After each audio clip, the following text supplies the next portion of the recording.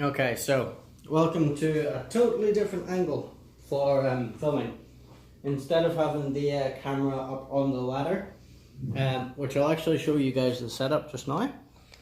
So this is like a step ladder, and then on top of the step ladder I have a selfie stick, just kind of electrical tape to that, because it kind of just gives a higher angle of the table. Ideally it would just be like straight above, so you guys could see exactly how the cue ball moves. But for today, I'm actually going to be bringing you guys down to just about this level here. See if I can set this up in a way that kind of works. Okay, so the reason for this is, as you can see from the title, today's video is going to be on technique and bridging. They're all kind of the same thing. But sometimes you'll see people bridging awkwardly. So what way should you be bridging? So for example, say on the break shot, hold on. It's really awkward to do it this way because it's hard to see what the camera can see. But the way to do it for shots like the break shot, this is more awkward than I thought it was. So say for the break, what you want to do is put your weak hand on the table, and you want to have it nice and flat. So actually have your the center of your palm resting on the table, just nice and flat. Then what you want to do is get your thumb, lift it up, and then kind of just make a little tuck it in motion. So lift it and tuck it into your second finger, and that's where you want to be resting the cue. It just slides along there in a nice straight line. The other important feature, I don't know if the camera is going to pick this up, so I'll do it kind of this way, is your back arm, so the arm you actually move the cue with. So you've got this down, you know, hand flat on the table, gives you more stability, and if the camera's picking that up, you need your back arm kind of nice and straight, 90 degree, whenever you get the back of the cue, and just kind of hold the back of the cue lightly. Another thing, if you want, you can just kind of put a bit of tape here. It's not against the rules or anything. It doesn't really give you that much more grip. It's just something I do just because it lets me know whenever I've got my hand exactly in that position, and it just means I'm grabbing the same part of the cue every time for consistency. So, hand flat on the table, thumb tucked up, and now you've got your arm in this 90 degree position. Apart from that, just make sure the cue is actually touching off the side of your chest, and then push it through in a straight line. So the cue ball will actually go straight. Sometimes you'll see people kind of having like the cue out a bit, and basically what that'll do is you're more likely to actually come across the face of the cue ball and put unwanted side spin on it. So yeah, just keep practicing hitting. A good drill to do is, I don't know if the angle will be able to pick this up, so I'll just shimmy the camera a little bit. But a good drill to do is, I'm cueing right under the camera here. A good drill to do is to practice hitting the ball with dead center and just straight through, and trying to get that to come straight back to your cue tip, just to ensure that you've got nice straight cueing. Once you get that down, the only other, not really a drill, but the only other thing I can kind of suggest doing is, say for example, we were sitting like this.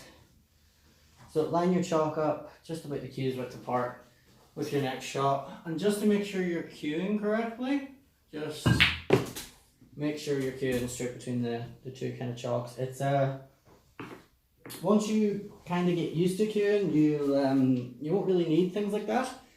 Just more practice, just going straight between the chalks. The other way to test your cueing and also your follow through is again just a middle pocket drill. If you come through this nice and straight, 6 o'clock on the cue ball, it's going to spin back nice and straight. Just a wee bit of unwanted side there, going off to the right, so Just practice a few times until you're confident.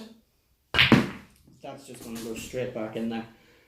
If you aren't cueing in a straight line, kind of like what happened in my my first shot, if you're not cueing in a straight line, it can go off as far as that. So it does make a big difference just to be able to actually cue perfectly straight. And it's a good thing to practice. As well, with your bridge hand, the first thing I told you guys was to always keep it flat on the table. So that's good, but if you've ever actually played a game of pool, you'll know you can end up in situations like this one, where the cue ball is sitting, well, try and move the camera, sitting close to the rail, like this, and you've got to put your hand on the rail. The same kind of thing applies when you're bridging for this, so you want to have your hand as flat as possible.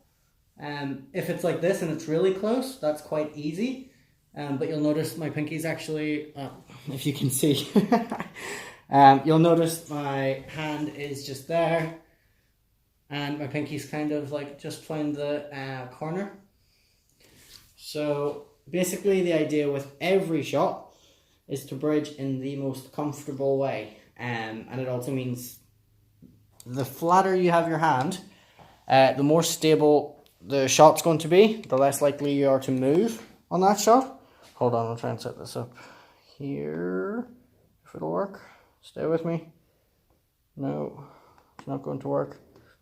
No, it doesn't want to. So yeah, but from a position like this, if you've got your hand nice and flat and you can cue through in a straight line, there you go. I don't know whether you heard that going in because you can't see it with the angle I've got here. But yeah, so once you can cue like that and your bridge hand is always as stable as possible, then you'll be good. Sometimes you'll end up in situations like this, and the cue ball will be close to the middle pocket like this. Try and set up an angle where I can film this correctly. Sorry about all the moving about in this video.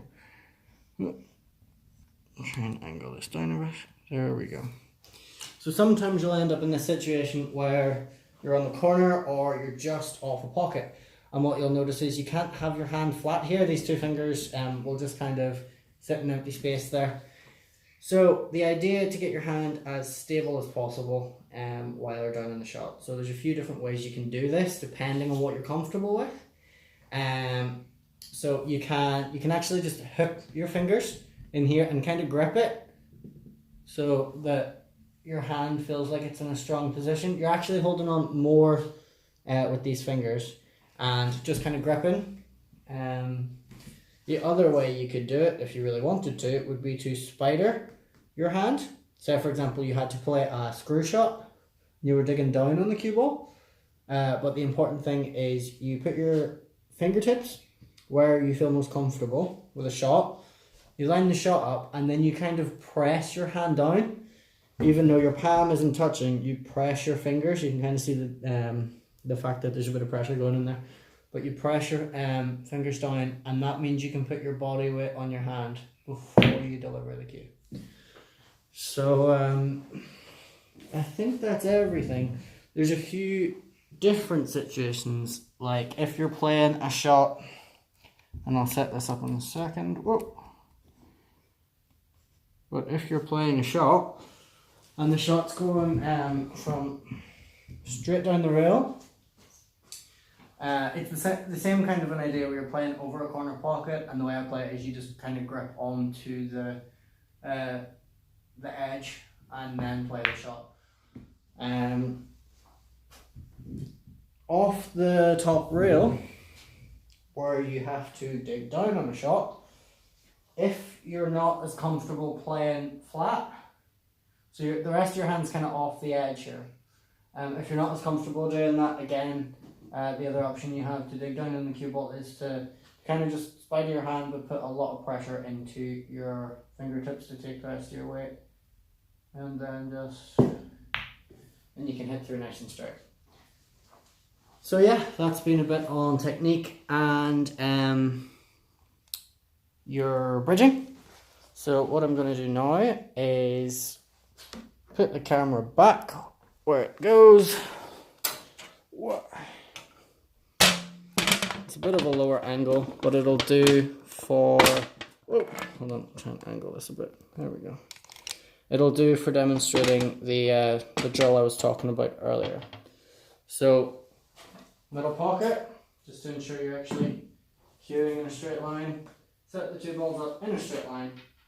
They need to be in a straight line for this drill to actually be effective. And then just screw back in a straight line. Again, doesn't go.